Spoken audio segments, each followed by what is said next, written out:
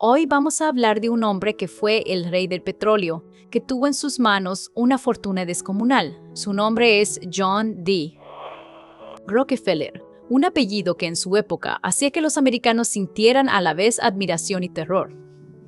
Hubo un momento en que este tipo controlaba casi el 90% de toda la industria petrolera de Estados Unidos. Tenía en sus manos las venas mismas de toda la economía industrial. Sin exagerar, prácticamente era dueño del pulso financiero de todo el país, pero la vida no fue un camino de rosas. La prensa lo llamaba el monopolista de sangre fría, y la gente lo veía como el símbolo viviente de la codicia desenfrenada. Pero eso no es todo. Detrás de esa mente de negocios fría y calculadora como el acero, se escondía una infancia, tóxica desde la raíz, un padre estafador de doble cara que incluso llegó a engañar a sus propios hijos, una madre tan estricta que rayaba en la crueldad, y de ese suelo árido nació un hombre con una disciplina de hierro, un pensamiento milimétrico y una desconfianza casi total hacia el resto del mundo. Y como si eso fuera poco, vinieron después una serie de maniobras empresariales dignas de un zorro viejo, aplastar a la competencia hasta llevarla a la quiebra, pactos ocultos con las redes de transporte, y un control absoluto de toda la cadena de principio a fin. El punto culminante llegó cuando el propio gobierno de Estados Unidos decidió: hay que pararle los pies a este hombre, no se puede permitir que nadie acumule semejante poder. Pero el final de la historia es que él salió aún más rico de esa jugada. Bueno, déjenme contarles todo desde el principio. Si les gusta, denle like, suscríbanse al canal y dejen un comentario para apoyar. Vamos, John D. Rockefeller nació en 1839 en un pequeño pueblo llamado Richford, Nueva York, y creció en el seno de una familia marcada por una contradicción enorme. Su madre, doña Elisa, era el tipo de mujer profundamente virtuosa, austera hasta los huesos. Creía en Dios, creía en la disciplina y les enseñaba a sus hijos que cada centavo tiene su valor. Nada de despilfarrar, nada de holgazanear. Suena razonable, ¿verdad? Pero el problema era que su padre era todo lo contrario. William Rockefeller, apodado Devil Bill, el Diablo Bill, era un timador de tomo y lomo. Recorría pueblos y ciudades haciéndose pasar por médico, vendiendo remedios falsos a enfermos desesperados, llevando una doble vida sin el menor remordimiento. Y lo más retorcido de todo es que usaba sus propias trampas como método de crianza. Llegó a decir: los engaño cada vez que puedo para que se vuelvan más listos. Una vez le dijo al pequeño Rockefeller que se subiera a una silla y que saltara, que él lo agarraría. El niño confió, saltó y el padre se hizo a un lado.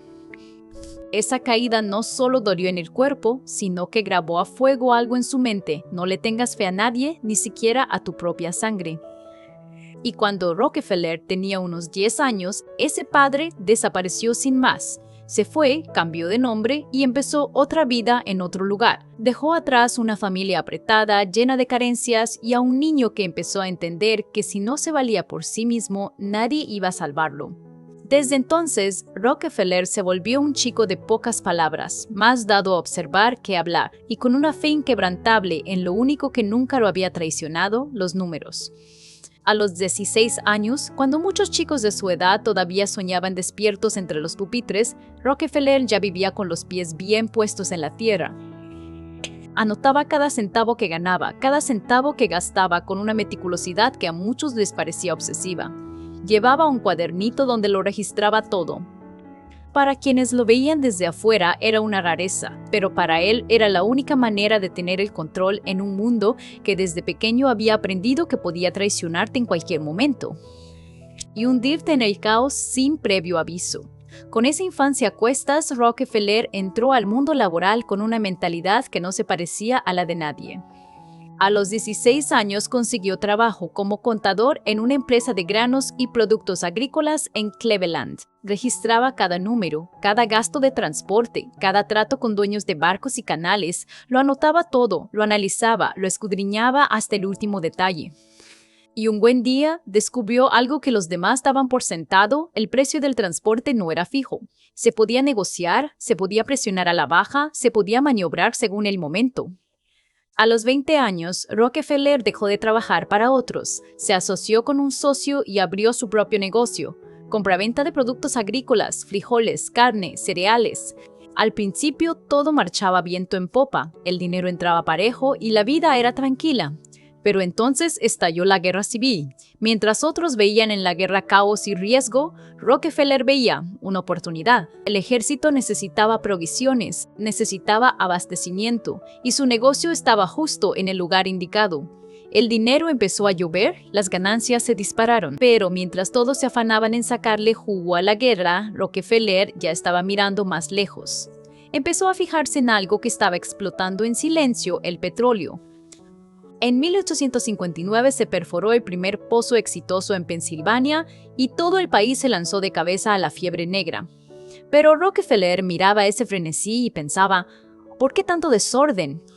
El precio del crudo subía y bajaba sin control. Quien daba con un pozo se hacía rico, quien no, quedaba en la ruina. Era más un casino que un negocio, y ese tipo de caos, sin reglas ni control, le resultaba insoportable.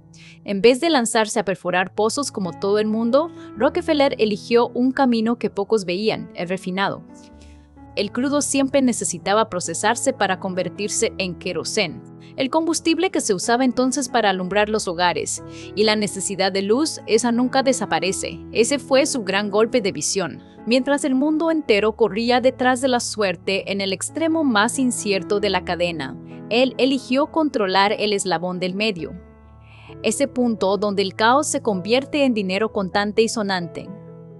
En 1863, Rockefeller invirtió en su primera refinería, y fue ahí donde despertó la bestia que llevaba dentro, la obsesión por el control de costos. No solo producía querosén, sino que aprovechaba absolutamente todo lo que sobraba: gasolina, aceites lubricantes, cera, parafina, cosas que otros tiraban a la basura.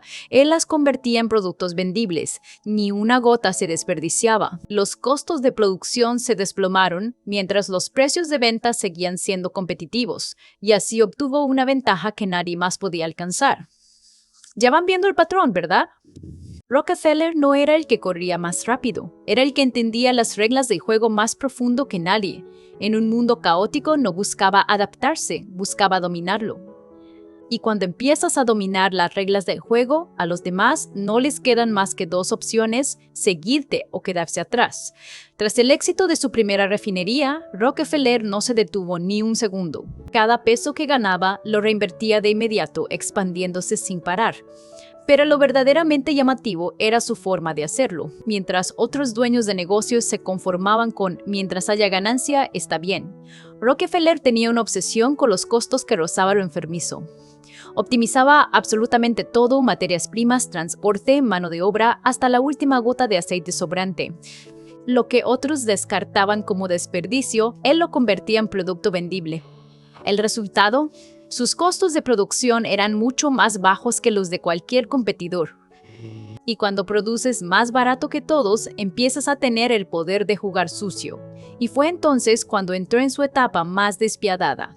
Rockefeller no solo competía, salía a cazar. Su primera estrategia era comprar a la competencia, lo que después el mundo empresarial llamaría integración horizontal.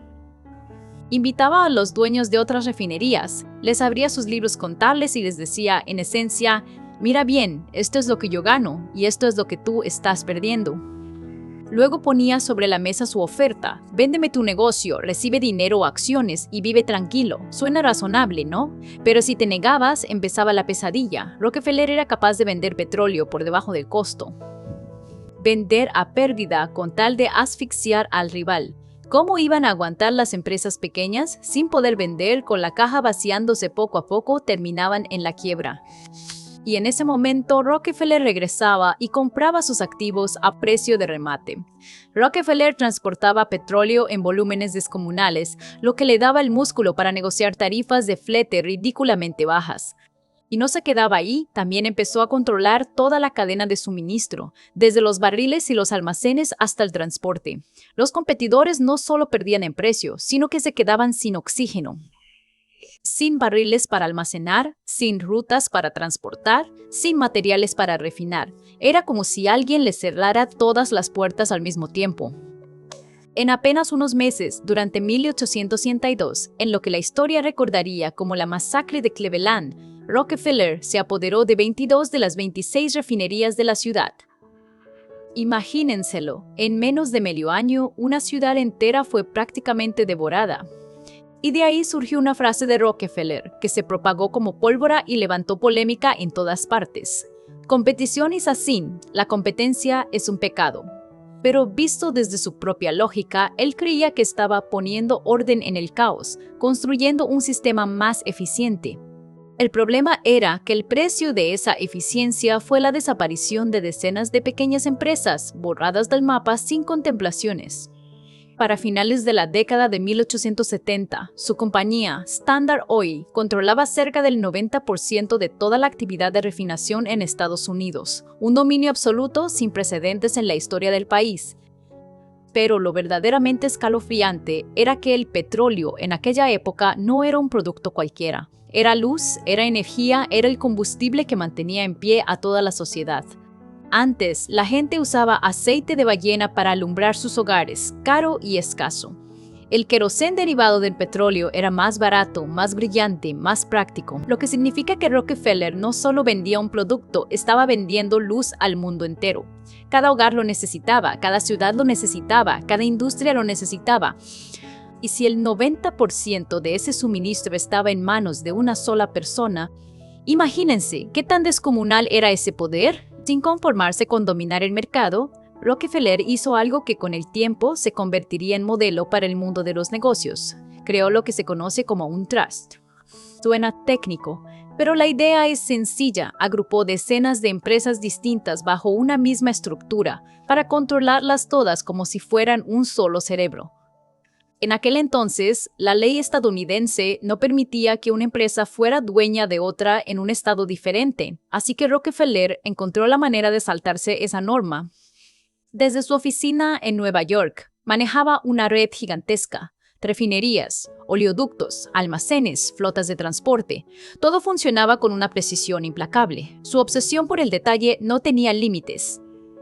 Cuenta la historia que en cierta ocasión exigió usar exactamente el número de gotas de soldadura necesarias para sellar cada barril de petróleo, ni una más ni una menos.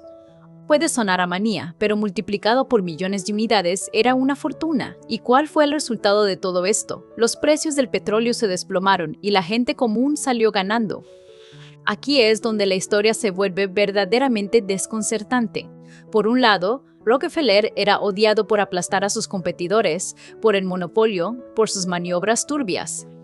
Pero por el otro, gracias a él, el precio del petróleo cayó de unos 30 centavos por galón a apenas 8 centavos, es decir, hasta las familias más humildes podían permitirse tener luz en casa por la noche. Y ahí está el nudo de todo. ¿Era Rockefeller un villano o un benefactor? La respuesta, como suele pasar con los grandes personajes de la historia, no es ni blanca ni negra. Y tal como reza el dicho, cuanto más alto subes, más duro es el golpe cuando caes. Rockefeller ya no solo estaba en la cima, estaba solo en la cima. Y eso lo convirtió en el blanco perfecto para la prensa, que empezó a buscarlo con lupa y con ganas de derribarlo. La primera en apuntar fue una periodista llamada Ida Tarbell. Durante años recopiló documentos, entrevistó a testigos directos y fue desenredando uno por uno los tejemanejes más turbios de Standard Oil. Y cuando su serie de investigaciones se publicó en la revista McClure, fue una bomba. Tarbell no se limitó a contar una historia de éxito empresarial. Lo destapó todo: los pactos secretos con las compañías ferroviarias, las maniobras para asfixiar a los competidores hasta llevarlos a la ruina. Y la manera en que Rockefeller había ido tragándose el mercado entero sin que nadie se diera cuenta a tiempo. Y así, la opinión pública dio un giro de 1880 grados. De admirar a un genio de los negocios, la gente pasó a ver en Rockefeller el símbolo más acabado de la avaricia sin límites. La prensa lo dibujaba como un pulpo gigante extendiendo sus tentáculos para apretar industrias enteras, estados y hasta personas de a pie. Pero la cosa no se quedó ahí. Cuando el clamor popular alcanzó cierta masa crítica, el gobierno ya no pudo hacerse el desentendido. Fue entonces cuando comenzó a cobrar fuerza una herramienta que llevaba años dormida: la Ley Sherman Antimonopolio de 1890, la primera ley antimonopolio de la historia estadounidense. Al principio existía sobre el papel, pero nadie la había aplicado con verdadero músculo. Con Standard Oil, sin embargo, la situación había rebasado todo límite tolerable. El gobierno entró en acción, investigaciones, juicios, batallas legales que se extendieron durante años. Rockefeller ya no se enfrentaba a unos cuantos rivales pequeños. Ahora tenía enfrente a todo el aparato jurídico de los Estados Unidos. Y entonces, en 1911, la Corte Suprema de Justicia dictó un fallo histórico. Standard Oil violaba la ley antimonopolio y debía ser desmantelada en 34 compañías independientes. Parecía el fin del imperio. Parecía que el gigante por fin había caído. Pero lo que vino después, nadie lo vio venir. Rockefeller fue obligado a dividir Standard Oil en 34 compañías independientes. Pero había un detalle que mucha gente en ese momento no notó o no supo interpretar. Rockefeller seguía siendo accionista de todas y cada una de esas empresas. ¿Qué significa eso? Que ya no dirigía directamente un solo monstruo, pero era dueño de los pedazos de 34 monstruos más pequeños. Y esos pedazos no eran cualquier cosa. Una vez separadas, las compañías operaban con más agilidad, con más competitividad y sobre todo crecieron de una manera extraordinaria.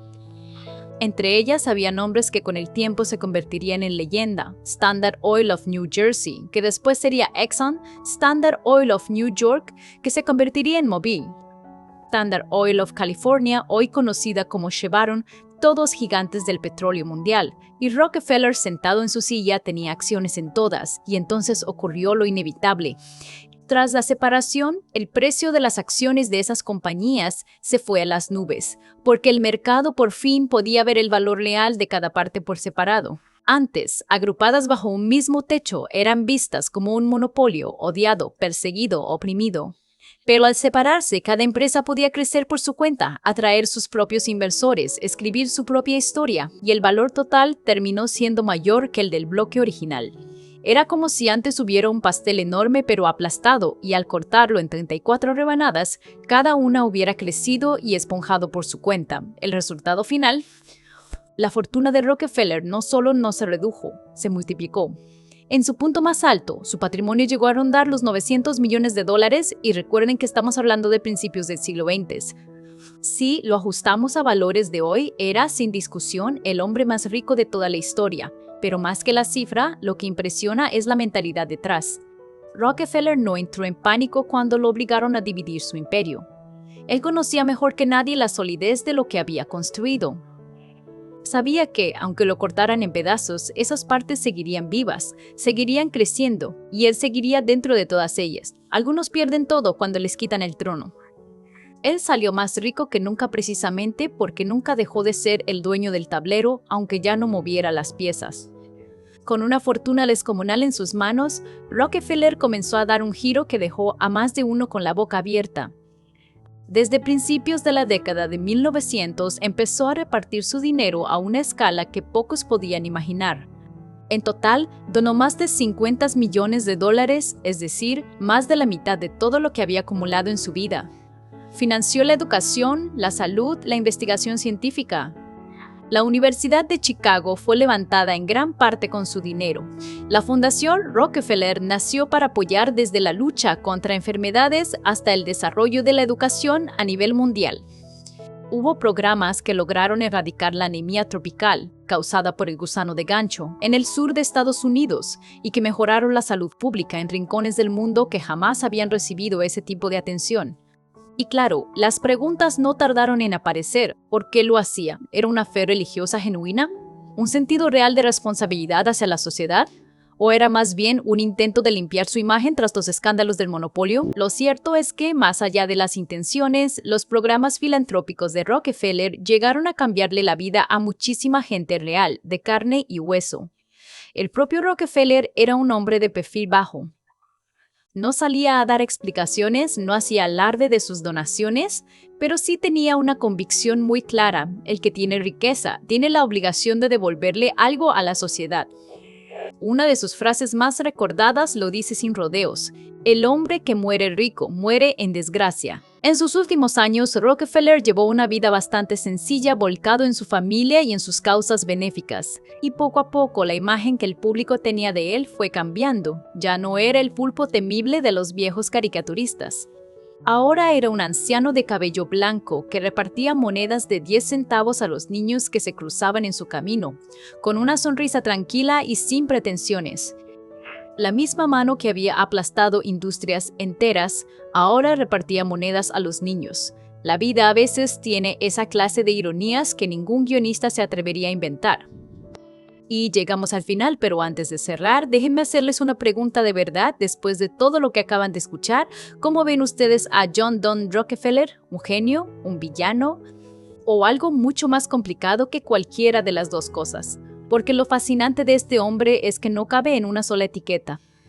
Fue el niño abandonado por su padre que aprendió a no confiar en nadie y construyó el imperio más grande de su época.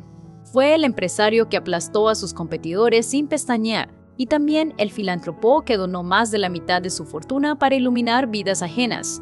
Fue el monopolista que el gobierno quiso destruir y que terminó siendo aún más rico después de que lo destruyeron. Fue en una sola persona la encarnación de todas las contradicciones del sueño americano. Era un genio, sin duda. Era despiadado, también. Hizo daño a muchos. Hizo bien, igualmente a muchos. Y quizás eso es lo más incómodo de todo, que los grandes personajes de la historia rara vez son héroes puros ni villanos de manual. Son seres humanos con todo lo que eso implica: grandeza, ambición, contradicción y a veces redención. La historia de Rockefeller nos deja con una pregunta que va más allá de él. ¿Hasta dónde estás dispuesto a llegar para alcanzar lo que quieres? ¿Y qué haces con lo que consigues una vez que ya lo tienes? Bueno, hasta aquí llegamos con esta historia, pero estoy convencido de que cada quien se lleva algo distinto después de escucharla. Denle like, suscríbanse al canal y cuéntenme en los comentarios qué piensan de este personaje. ¿Lo ven como un genio o como un villano? Y si alguna vez ustedes también tuvieron que abrirse paso a codazos a su manera en su propia vida, cuéntenme. Quién sabe, tal vez su historia sea el próximo video en el canal de Sir Waddle.